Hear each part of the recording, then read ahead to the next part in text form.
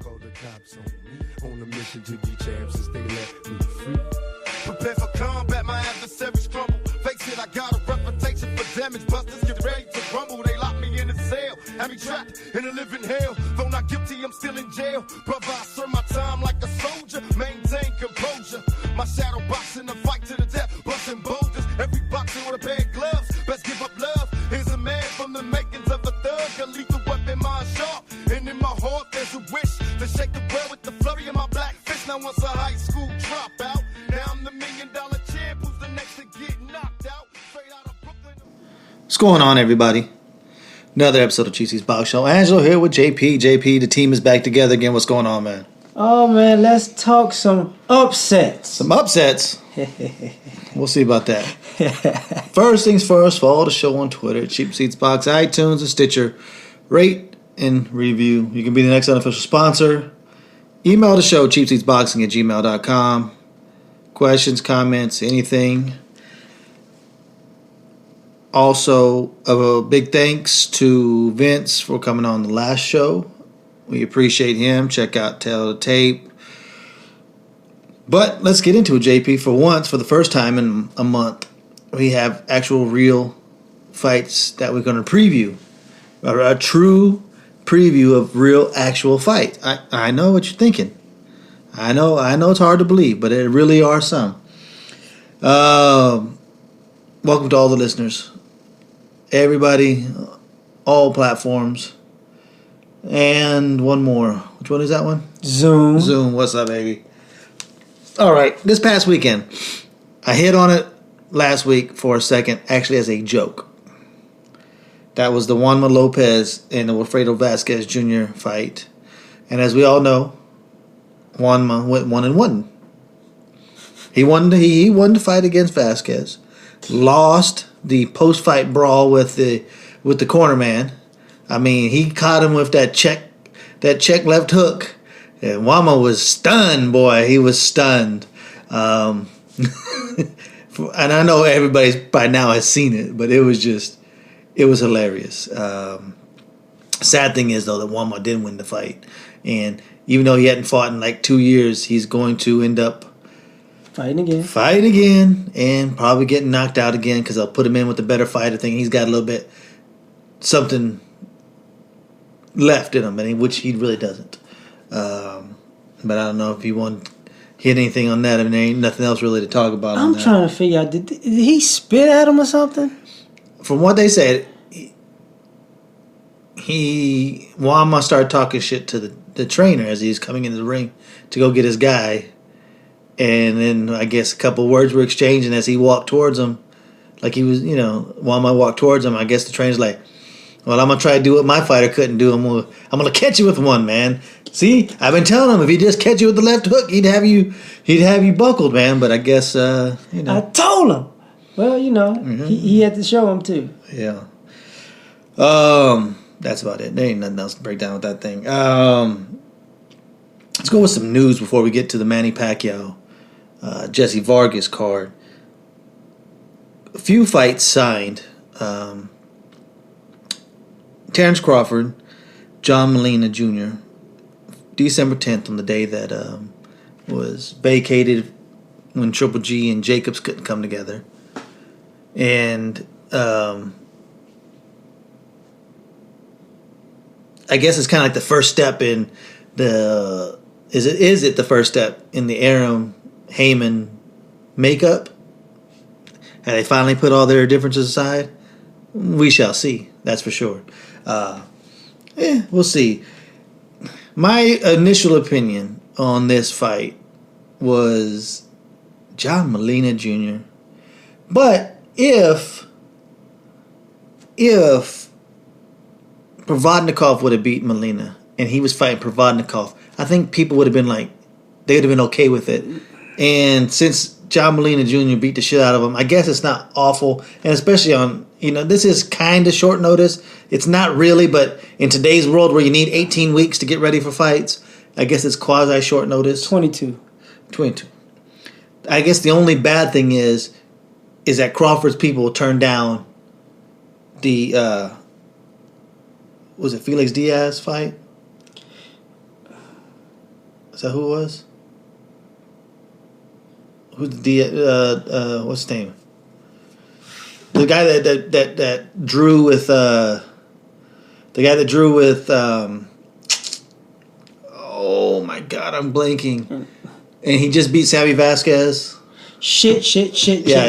Yeah. I don't know if it's Felix though. Yeah, no, it doesn't sound right, but something like that. Why am I blanking? I don't know why I'm blanking. But anyway, he turned down the Diaz fight, right?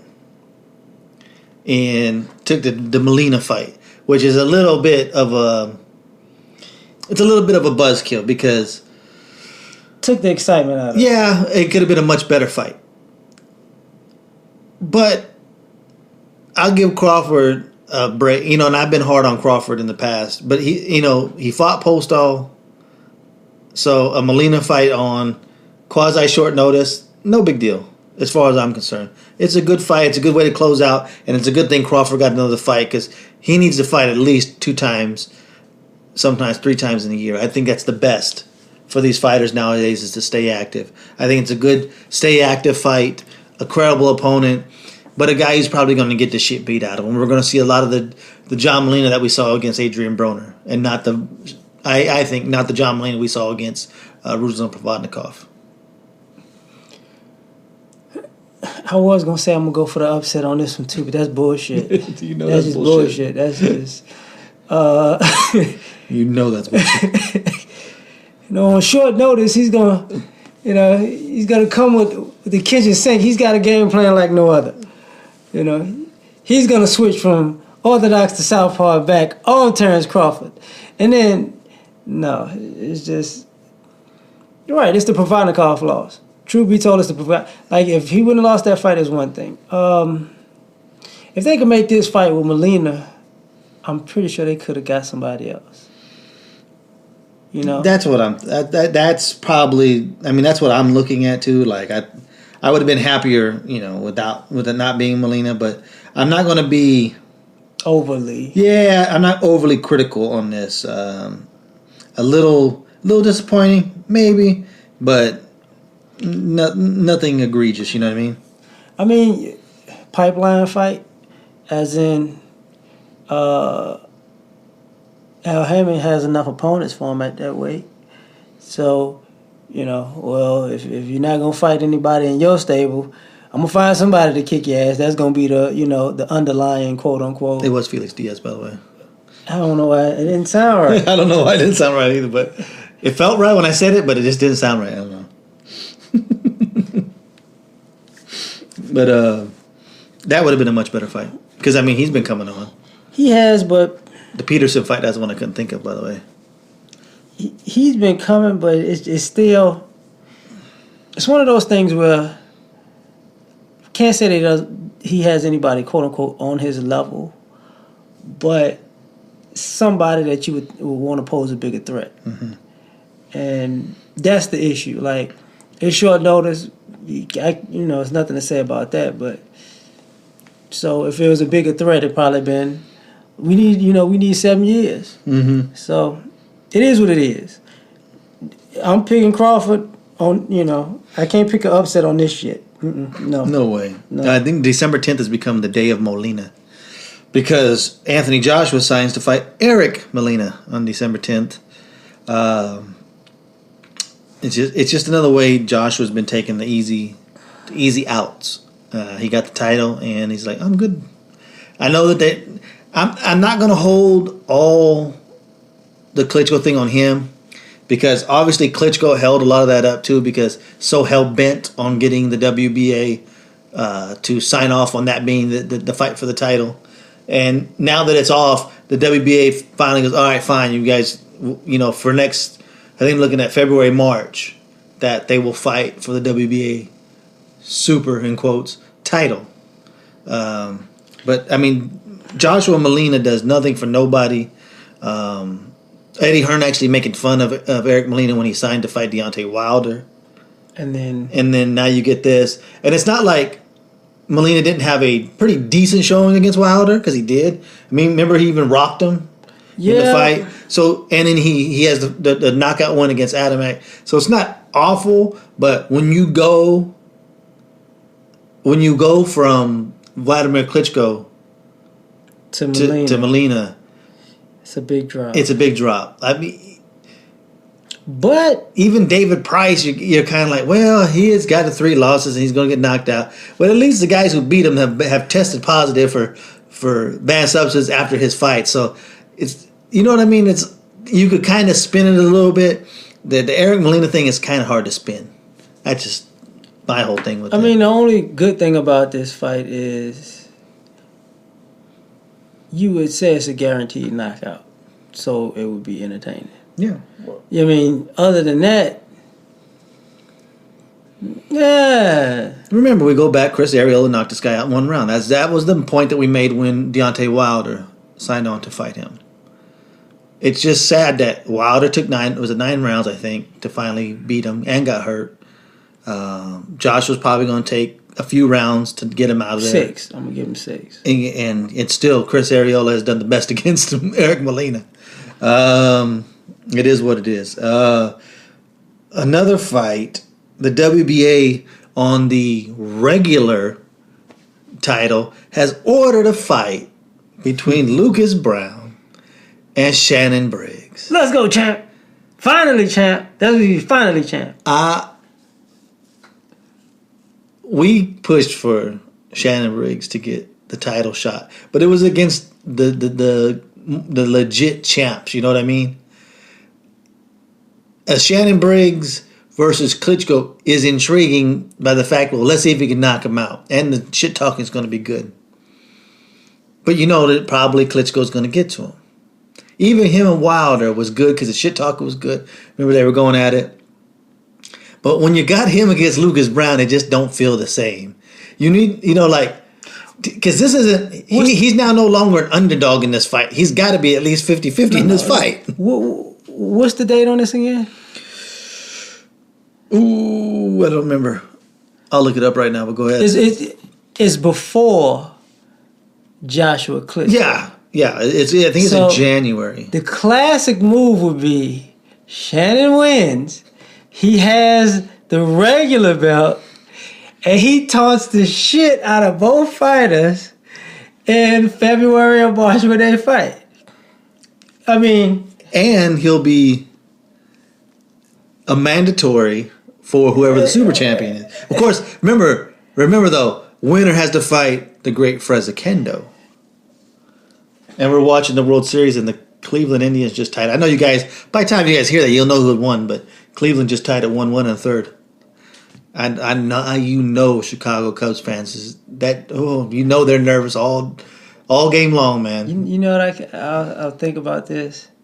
For one, I'm a White Sox fan. Fuck them.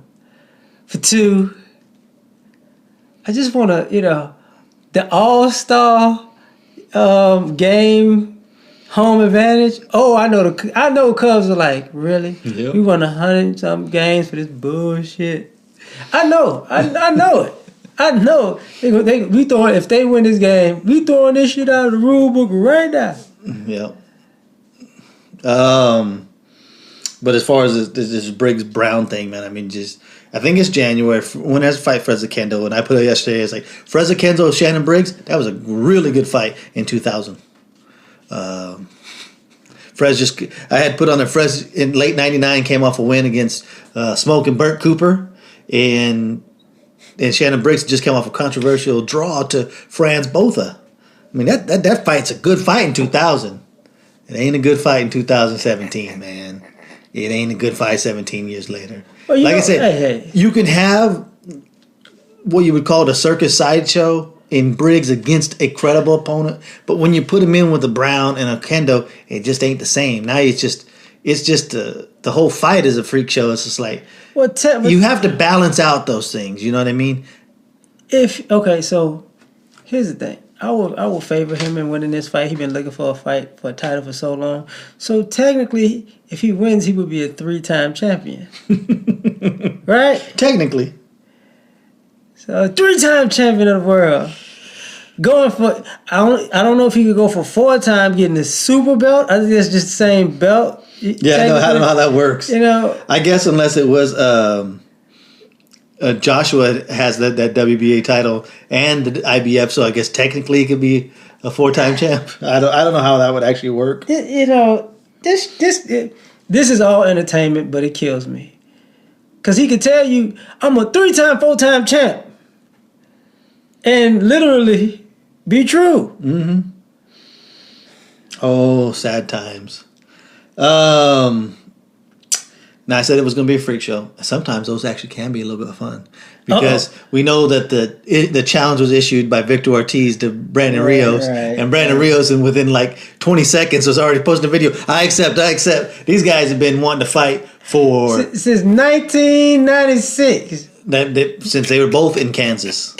You know what I mean? Because they both lived in Kansas. They both...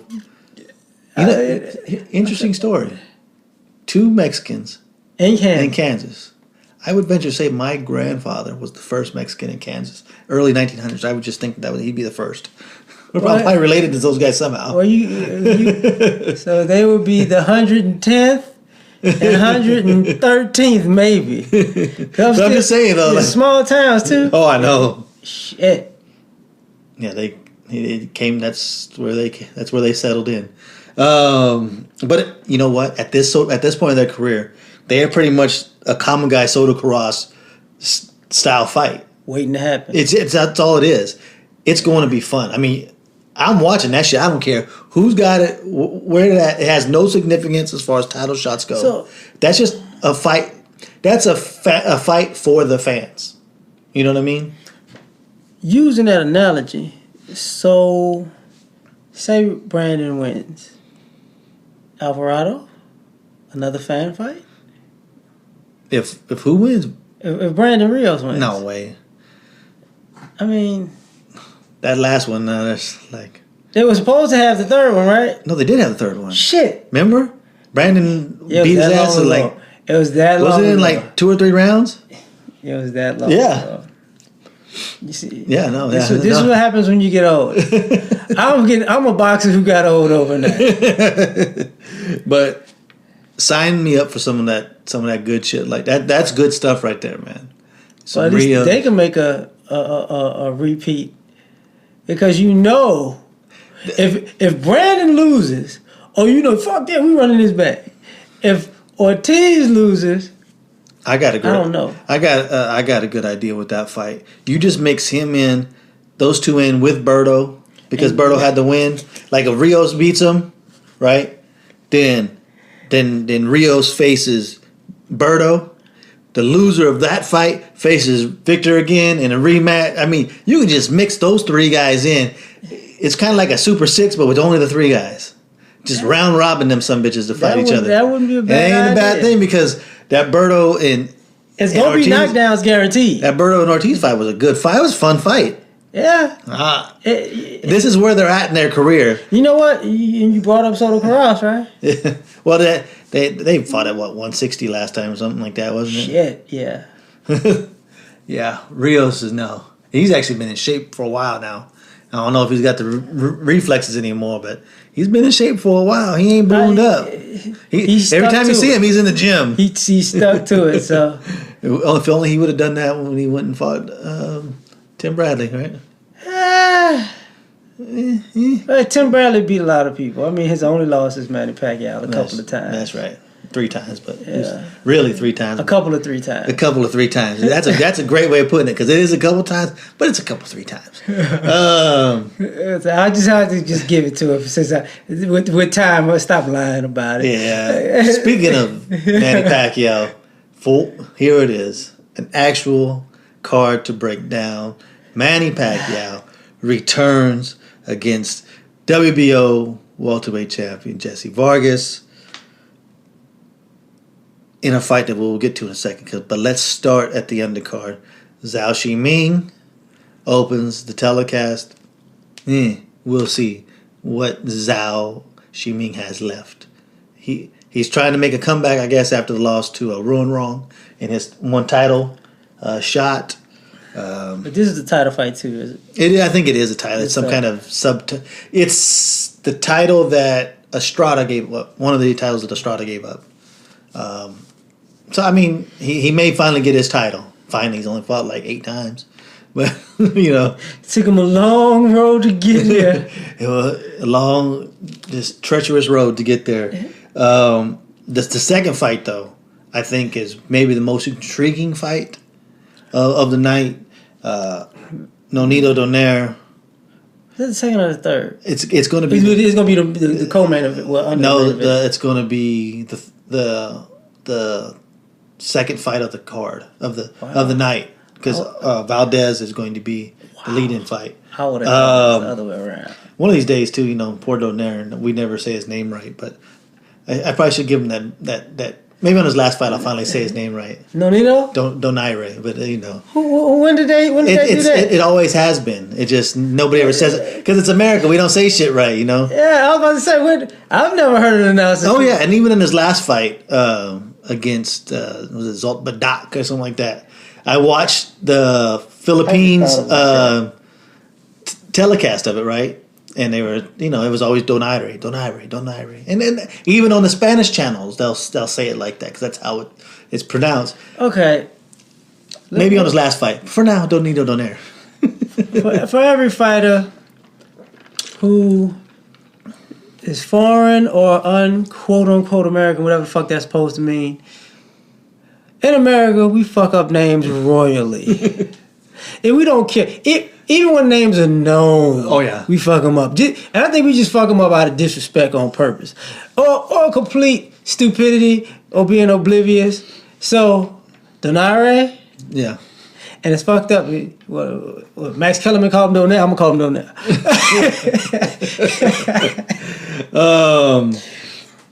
But his fight against Jesse Magdaleno for I think his WBO title, right? Yeah. Zhao Shiming, I think, is for the WBO title. This is WBO night. Yeah, I think, and Valdez is. Is there anything on that one? I know it's a title fight, but I can't tell you which belt they held. I don't. But anyway, the Jesse Magdaleno fight. I wouldn't be surprised if it's WBO though. This one has got a lot of people like teetering. Like, if there's going to be an upset, it's going to be here. Most people are still sticking with Donaire. I'm going to stick with Donaire. A couple of reasons. Experience. He seems to be more focused than he was before the like up until the Rigondeaux fight, where it just you had seen like this was just a job. This wasn't his passion anymore. And going back down to 122 has done good for him. He's still a little soft in the middle, which is something you don't want to see on a little guy. But he's still heavy on the hand. Still heavy on the hands. And Magdaleno at 23-0, I think is his record. Here's the one thing. He's young, but he's never went past 8 rounds. He's only fought, like, I think 2 10-round fights, and they finished before 10, and the only time he's went the distance was at 6 or 8 rounds. That could come into play. He's young enough that it may not. And another key is it's been 2 years since he actually made 122. He's been fighting above that, 125, 127, 124, in between. So he's finally got to cut all the weight down. He's young enough that it's probably not going to affect him, but you factor in losing, having to cut the extra 3-4 pounds, and then maybe if this goes into deep waters, that maybe he slows down enough that Donaire catches up to him in the late rounds. And, people are like, well, he's not big in the late rounds, Donaire is. Yeah, actually, go look. His knockdown against Rigondeaux was in the 10th. His knockout against Victor Arcinian in their third fight, it was like ninth round? Yeah. And he had been losing most of that fight. So he does have he carries the power, the full 12. That could come into play. I think experience, the power coming in late, and Magdaleno not having been past 8 and maybe having to go 12 could come into. It's going to be tight, and Magdalena's going to have a lot of moments. But I'm gonna stick with Donaire on that one. I'm gonna give him a unanimous decision, but a close one at that. Night of the upset, Magdaleno. Just because I said it's the night of the upset, just to fuck up stuff. But here's the reason. I got to make some good shit up now. Okay, first of all, what you said, he's been fighting at a heavier weight because of the age. You're gonna see if he could take the punch because he's been used to bigger fighters. Might not have been bigger punches though. That's the issue he's gonna have to find out on the night. It's a good point because they may have been bigger fighters because we know Donaire's a small 122. Yeah. So if he can walk through a shot, a good shot, he could wind up doing things. I think Nonito Donaire, his best shot is to press him early because the one thing he can do, he can smell blood in the water, and if he rocks him anywhere in the first 4 rounds, that's gonna be something Magdaleno ain't gonna be ready for. He's not gonna be like, oh Lord, this dude, he gonna try to get rid of me. What the hell am I about to do now? Because that's a different animal when you're dealing with him like that. But I'm sticking to the script and saying, he's going to win by upset. I don't know how because I don't believe this. But somebody needs to go on the other side today, and I'm going to do it. Oh, yeah, one other thing.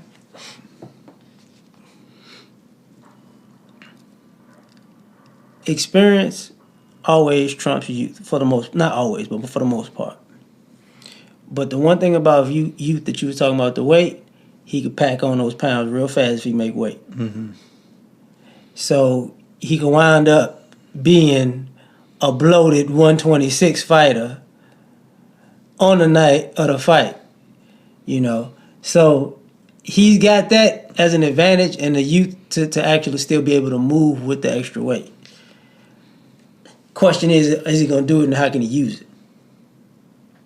That's it. How does he win? Is it a decision, late round stoppage? Because if I'm Donaire he's susceptible to these bigger guys. I gotta say, even though it was really only Nicholas Walters. That's what I was about to say. I gotta say it'll be 7-5 because to be perfectly honest, he can't punch like Nicholas Walters.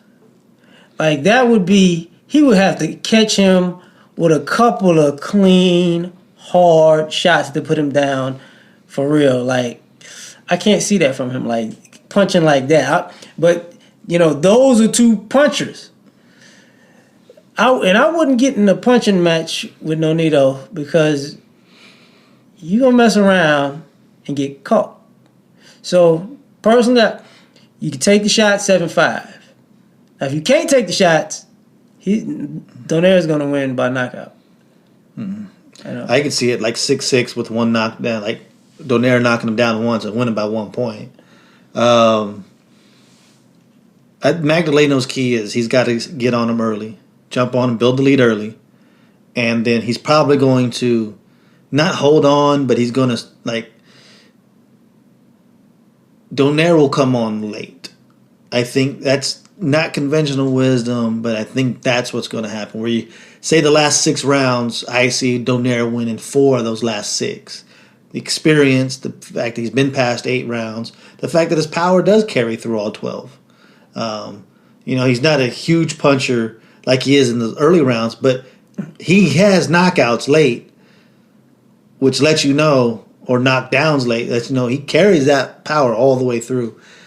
So I see him winning 4 of the last 6. So the key is for Magdaleno is to try to win at least 4 of them first 6 to build that early lead. Yeah, because to be perfectly honest, I think if it's 3-3, I think he's in trouble. Donaire is a when he starts, he starts. So I could see Magdaleno down 3-1 in the first 4. And having to fight his way back. But I can also see him, if he can take the shots in the first 4, it's just, I'm going to walk him down. Mm-hmm. I'm going to walk him down and go to the body a little bit, which will help him. Yes, that's what I would do. I would be telling him you got to work that body because he doesn't always, like I said, he's a little soft sometimes around the middle. Right. Well, let's start taking that away. Start taking away his later round power.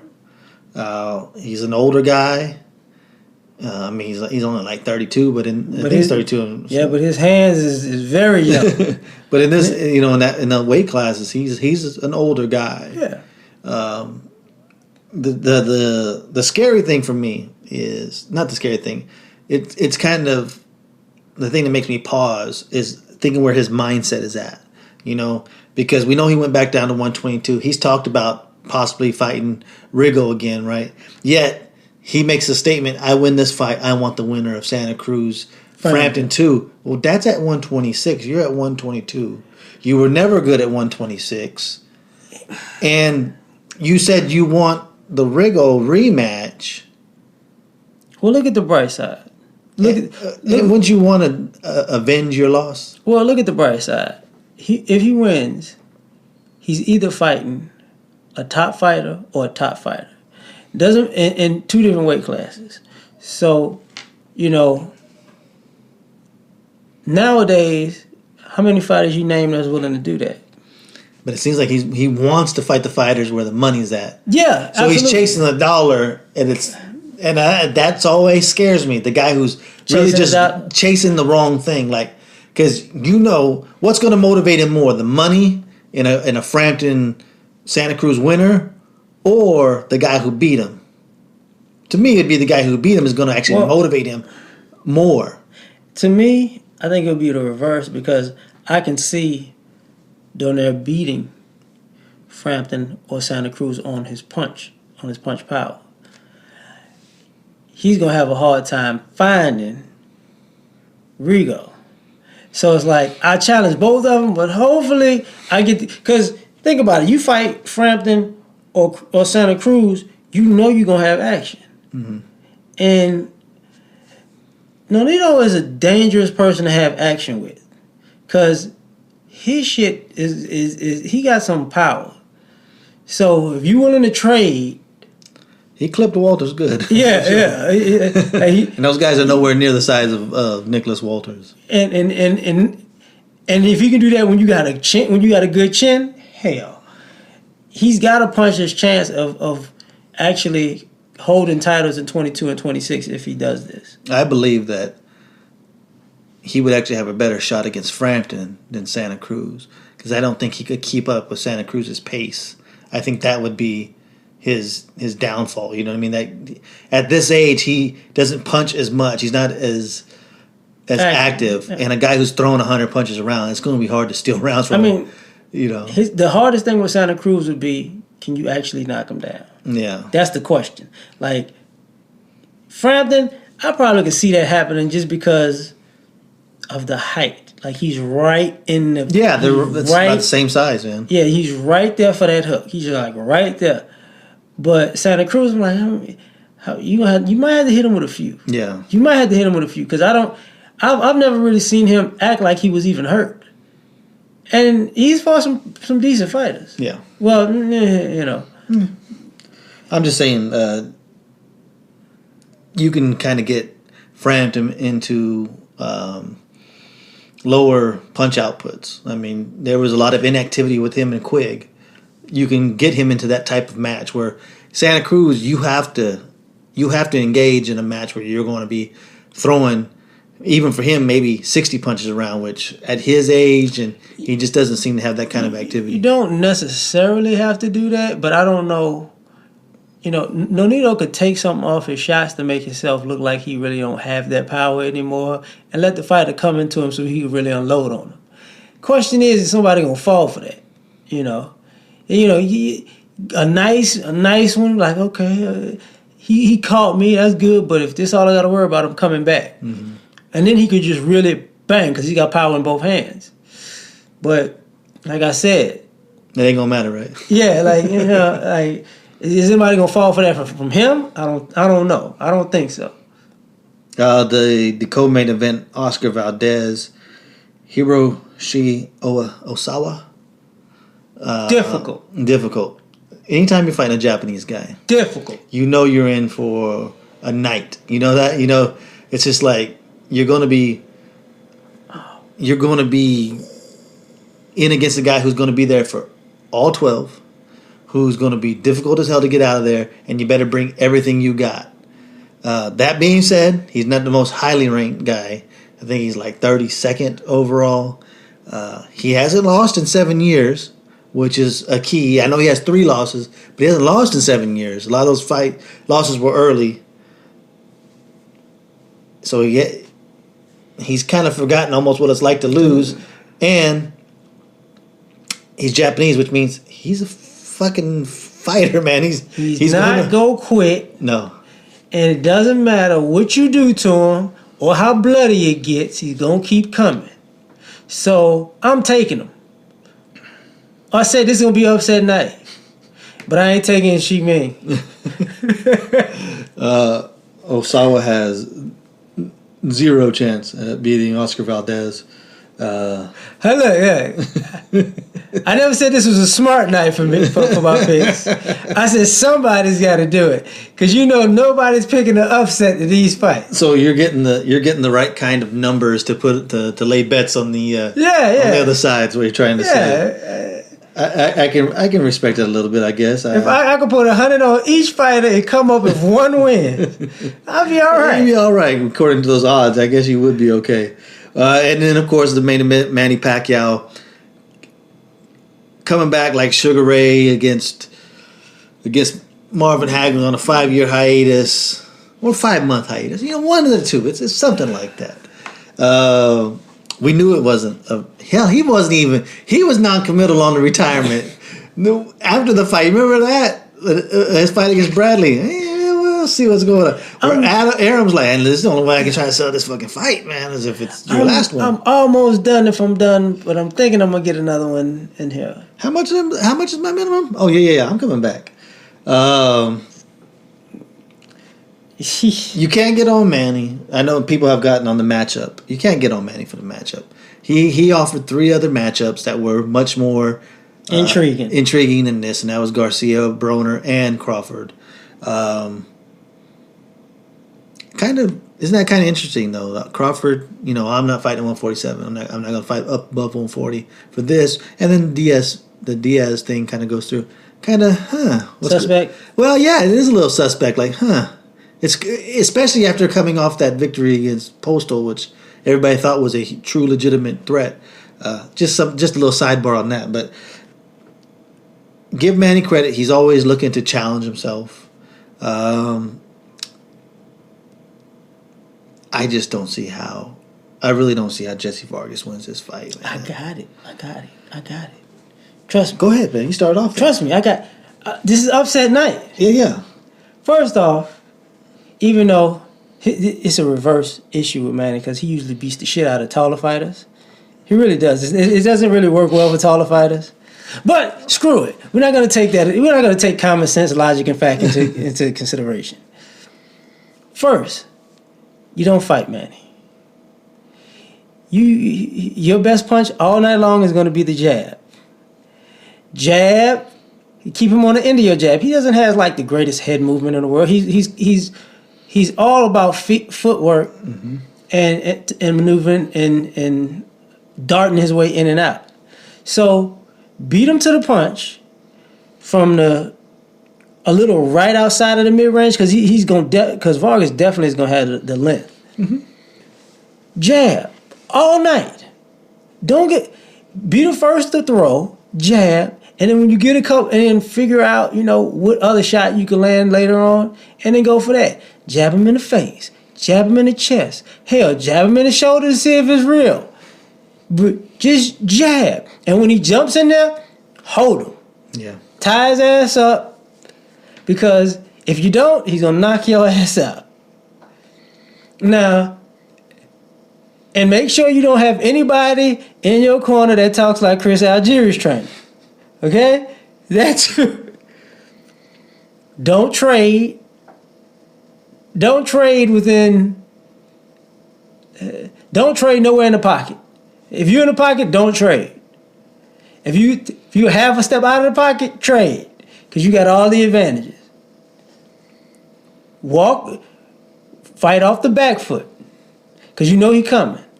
You can't be counterpunching because that means you would let him close enough to hit you. Fight off the back foot, pivot, let him reset, reshuffle, and bob and weave the dart in and out. And that's all you're going to do all night. It ain't going to be pretty. It'll be ugly. Fans going to boo your ass. But if you win, you win. Now, if you don't do anything I just said, you will get your ass kicked. Yeah, well, he's going to get his ass kicked. That's for sure. The only advantage that Vargas has is he's taller. He's not faster. He doesn't hit harder.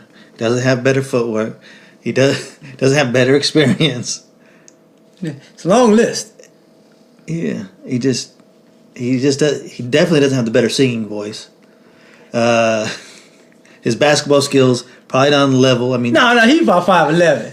You can't. Manny played professional basketball, man. Everybody on the court was 5'5". That's the 5'5" and under league.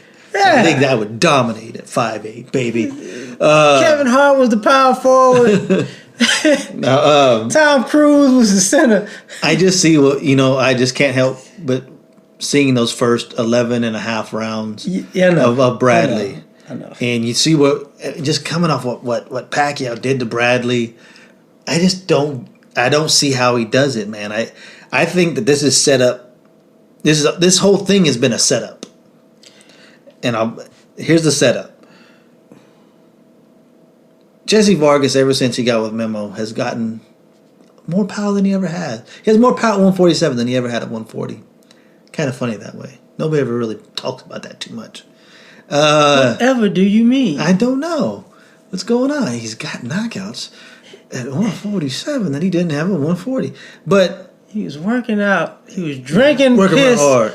I know what it was. He was drinking that ice cold Perrier and tap water mixture that Panama Lewis has. But he's going to come after Manny. That's just who he is. He's going to try that same approach that he had with Saddam Ali, right? It sets up perfect for Manny Pacquiao. He's going to get him. He's going to hit him often. He's going to hit him early. He's going to knock him down a few times. And don't be surprised if there's going to be a quick stoppage, like not a knockout, but he's knocked down enough and the referee waves it off. I'm going Manny Pacquiao, first knockout in 7 years or something like that? It's been a while.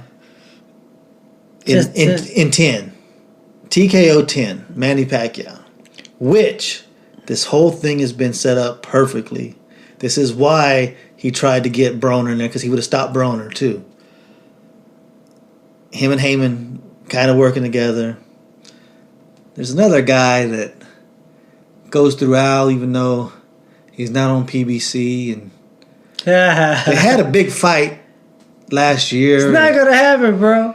And it's funny because, I said it was going to happen as soon as the fight was over. Now, look how this is set up. Okay? Canelo got hurt, right? The cash calf. He's not the cow yet. He is going to fight, they said, early next year.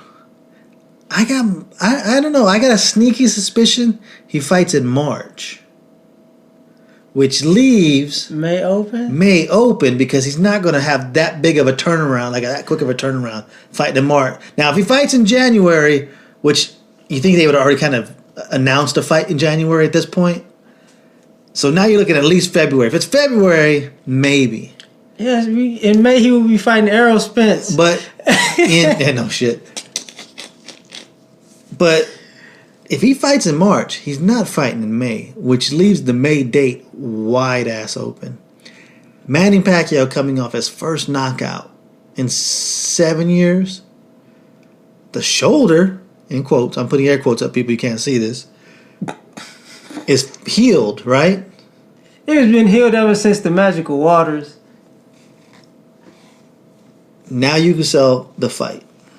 Now it's not gonna make the money that it did the first time. And Manny Pacquiao is not gonna get 40% this time. He may only get 25%. That 25% is more than he would make against anybody else. That 25% of him is a hell lot of money. Is more than what his minimum is now, which is, I think, is like $12 million. It's went down to $12 million. say 25%, he's looking at $25 million. And if you said Manny gets $25 million, Floyd, you get 75. I think Floyd says, $75 million? I think I'll take it. Because he ain't going to get $100 million for any fight. He didn't get $200 million. I can break that all down. Manny didn't get $100. He didn't get $200 in the last fight. The math just don't make sense. I don't know why people don't ever add that math up. It just don't make no sense to people. If you add this, if you add the hotel city revenue, well, just pay-per-views, hotel city revenue, and gate. The gate was largely inflated because that was a lot of comps. Those tickets actually, there was some, but the secondary market wasn't all of it. Mm-hmm. So what was the gate? I don't know. I know it was record breaking. Say, but shit, like 30 million maybe. It probably somewhere. Okay, but just put it like this: 4.6 million times 100 is $460 million. You got to cut that in half right away. That's $240 million down already. So now you're at $240 million. So Floyd did not make $250 million on the fight. No. The numbers just don't add up. But he cleared somewhere in the neighborhood of 125 to 130, something like that. A shitload of money. So if he could get $75 million, he jumps at that opportunity. Manny will tip about 25 because he's getting 12 now. 25 plus upside if it goes over $1.5 million. It'll do more. It's going to be close. That fight would do somewhere between 1.5 to 2, I think. Yeah. Even if it did 1.5, they'd be happy with it. I think it makes enough money, But unfortunately, Vargas wins this fight. That's true too. But I'm just telling you, this whole thing, this whole way this fight's setting up, to me, it just sets up for that rematch. Now, again, people are talking about the rematch is already starting to be in talks, You're starting to hear that they're starting to talk rematch. They're starting to talk rematch. See, really? Okay, I'm going to get back in reality. The question, when the fight's over, the who's next question is going to come up. Who you calling out? So it's only 3 names that people would want to hear. Of course, Floyd, then Canelo, and then Triple G would be a surprise, a shocker. So it just depends on what Manny says when the fight's over. Well, Manny says nothing usually. Oh, he gonna say something. So if he calls out Floyd, no, I'm not saying. I'm saying they're gonna ask him. No, but he still doesn't even say anything. He always. I talk to my management. We see what they say. We go back to they do that whole spiel. He always does that. That's what he sounds like. Stop fronting. But if he does say that, like, I think I am 100% now. I got the fight to. I want the rematch with Floyd Mayweather. My shoulder healed. I do better this fight. I win this fight. I think I won the first time. That's what he's gonna do. That's what he's gonna say. If he says something like that, the fix is in. Not the fix, but this whole thing has kind of been a setup. You know what I mean? Like, this has been the plan all along.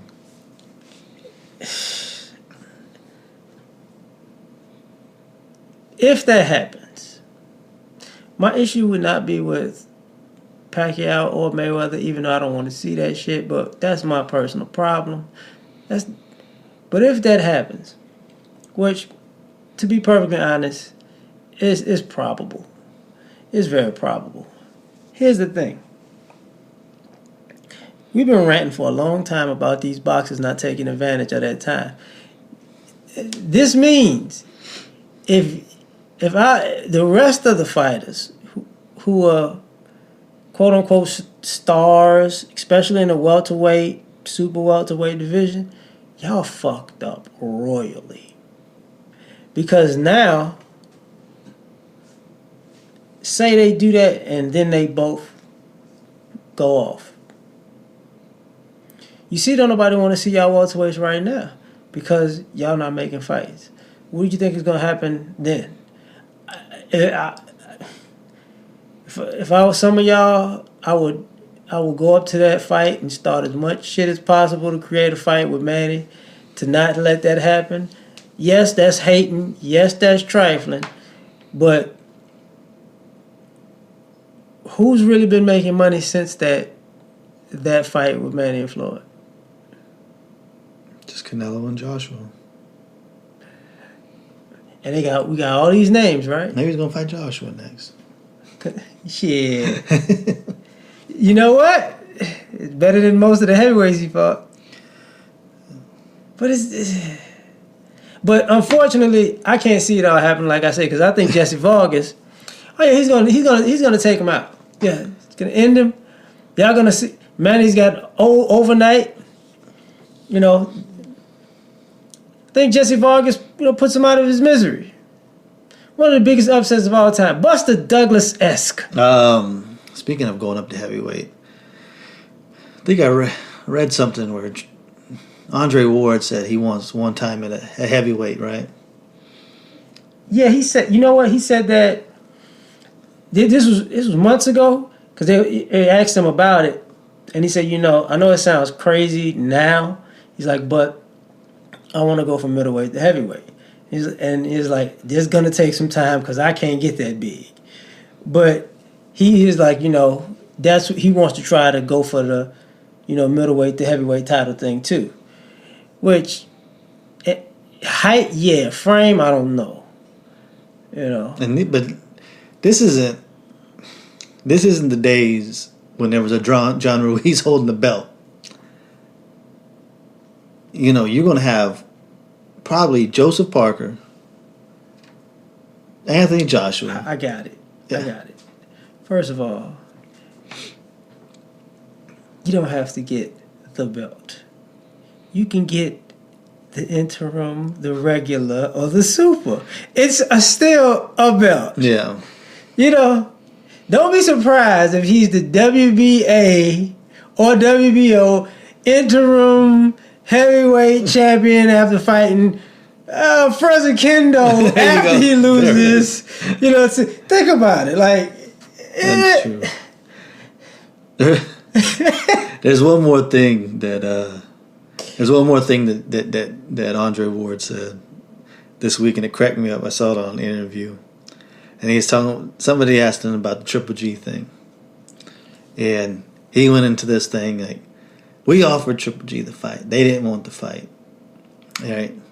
I'm tired of talking about this. I should just, I said it. That should be good enough. My word is good enough, right? But they keep on they keep on bringing up this thing that there was no offer in place. We offered 50-50 and all that stuff, and that's fine. Whatever. If that's true, it's true. I don't give a shit about it. The fact is, they wouldn't have fought right away. It'd been about a three fights down the line deal, just like with the Kovalev thing. And Ward has never made 168 since that offer was made. So, and he says that he can't make it anymore. He can barely make 175. He's having trouble making 175 now. He's that big. But my favorite part of that whole thing was... The food is good in Oakland. A lot of chicken joints in Oakland. Been to Oakland. East Oakland on top of that. The only non-black guy for miles. I got some stairs in the car. Who the hell is this? Who the fuck? Undercover cops over here. No, but it was funny because he's like, I'm tired of all this. Just let it go. Just let the whole Triple G thing go. I've let it go. But if you look, I got an email that we sent 2 years ago for the offer for the fight. Cubs are up 4-1. That was my favorite part, right? The shit I'm gonna have to hear. I'm tired of all this. I just want to let it go. But I kept this one email from 2 years ago that I can show you guys anytime. I can go to my car right now and get you the email.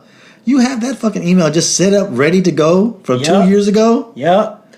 Because let's be honest, we are living in the last days, and everything is petty. You gotta cover your ass. I'm just saying. Yeah. Well, you ain't let it go yet. Then you haven't let it go yet. First of all, I'm gonna come to his defense in this way.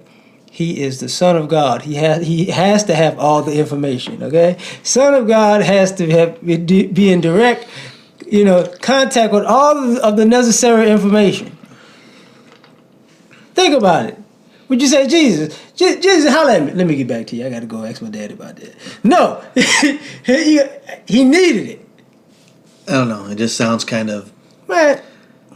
Sounds kind of single white female-ish to me, but, As far as I'm concerned, it's just it's a little stalkery. Hey, Andre Ward, why do you have the email? Well, hold on. Why do you have the email from Tom Lawford to your team? you had to keep it. You got to cover your ass, man. You got to cover your ass. Shouldn't that be with Rock Nation? Maybe technically. I'm just saying. Hey! Stop throwing salt in the game. I'm just saying. Jay-Z don't read those emails. He ain't worried about all that. Don't worry. After Kovalev gets done with them, that SOG just stand for sort of good. You know? Yeah. No, just it's gonna be that's gonna be interesting. That's gonna be some interesting shit. I'm just right talking there. shit right there. I just found it kind of interesting that he held on to that email. Yeah, that long. I mean, for me, I would say it makes sense to hold on to it really, because at the end of the day, it's not about him per se or Triple G. It's about when you deal with media. Mm-hmm. You know, at some point, people gonna act like you forgot something or prove it to me now. I said that shit 4 years ago. Now I gotta prove it again. Wouldn't it be just easier just to let it out the first time? Wouldn't it have just been easier just to say it? Not necessarily. You know what it reminds me of? Eminem and Mariah Carey. Okay. Remember? They were going back and forth. Remember he was talking shit about Mariah Carey? Because Eminem always battles all the truly tough people like Christina Aguilera and Britney Spears and NSYNC. He always battles the really tough guys. And Mariah Carey, you know. Hey, Justin Timberlake is a gangster. No. Was it Lance Bass? He was on. Just Timberlake did a song with T.I. He's gangster, baby. No, but remember she went at him and she made that song like obsessed, like you're so obsessed about me and all that stuff. Remember she in the video forgot about that. In the video, she even tried to look like Eminem with the hoodie on and everything like that, shit. and she was dissing him, and he's like, I got voicemails, I can release them, and we can end all that stuff. It's like, if you had them, you would have, because she dissed you harder than you ever dissed her. You know, if you have them, just either show them or delete them. Ask Hillary. Whoa. It helps to delete some of them emails. She did not do that. It's making this country great again. You know, technically speaking, if she wins, is it presidential if somebody grabs her by the pussy in the Oval Office? I'll tell you what, is that a Bill-esque move? I don't know. You interns better watch your mouth. Okay, I quit. I'll make one presidential, one political statement. We like to make fun of both Hillary and Donald, but Democrats, when you win on Tuesday, and you're probably going to win on Tuesday, it's really not that big of a deal, because if you were playing poker, you beat a bunch of rags, mismatched cards with the fucking, like an ace high hand. It's not really that good of a hand. You didn't really, you know what I mean? It's not really anything to brag about. You're beating maybe the worst candidate ever. So technically, let me see, if I'm gonna say if. So if she wins, should she then email Anthony Weiner dick pics to Ivanka Trump? I'm sure she's got him on her server. If somebody can show her how to use her email. She probably deleted those ones already. That's why she was in there deleting emails so fast. She's got Anthony Weiner's dick pics and Benghazi. Oh shit! Goddamn, delete these motherfuckers. Oh shit! You gotta cover your ass, Bill. I swear to God, I didn't see anything. And maybe Steve Harvey will announce the winner and then go back and say, that was the runner-up. The real winner of the presidential election. Okay, man. Be terrible, right? Get out and vote, people. No, but that's about it, man. Andre, show the email or delete it. Do one of the two, but quit talking about it. People are going to ask you about other fighters. That's just how it goes. You know, ain't no big deal. That's part of being a fighter. That's true. I mean, but at the same time, it's like it's kind of cold. It's like, but it's kind of this blackmail culture that, you know, everybody has information and everybody says they have information and everybody's going to come out with it, but they don't necessarily come out with it until you get busted by an Instagram model, you know, cheating. You know, so it's just terrible. That's about it, man. We did it. our first show in a run of shows that is actually going to be previewing fights. Amazingly. Next week, it's... what is it next week? That's the 12th, right? That's the 12th. It's got to be somebody in the 12th, because the 19th is... the 12th? Oh, Danny Garcia. The return of Danny Garcia, man. Right. But the 19th is... the 19th is the fight we really want to talk about. And the 26th. Lomachenko and Walters. This was the first in the line. That is... We should call that the Turkey Salad Festival, because that's going to be a lot of leftovers. A lot of leftovers. Ow. Festivus. I can tell you how we do it on our side. I know we'll wait till it's here, and then I can give everybody my post Thanksgiving recipe. So everybody follow the show on Twitter, Cheap Seats Box, iTunes, and Stitcher. iTunes, basically. And Zoom. And everybody. Rate and review on iTunes. Be the next unofficial sponsor. You know, if you guys take the 2 minutes to do it, we will shout you out. Keeps the show visible. And that's all we want. Email the show, cheapseatsboxing@gmail.com. Questions, comments, anything like that. Anything else, JP? Yeah. Since the Cubs are winning, I want the riot that will be outside in Chicago to be posted. These people are destroying property. They're thugs. They're savages. Because I guarantee it's going to be a riot. It's white people will not be savages. First Penn State, now Chicago. Anything else, JP? This is where the fighters fight the fans commentate. And we do it just like you for the cheap seats, because we ain't buying no tickets. God damn it. Peace. Believe that I'll never be shamed again. Again, I'll be the next heavyweight champion.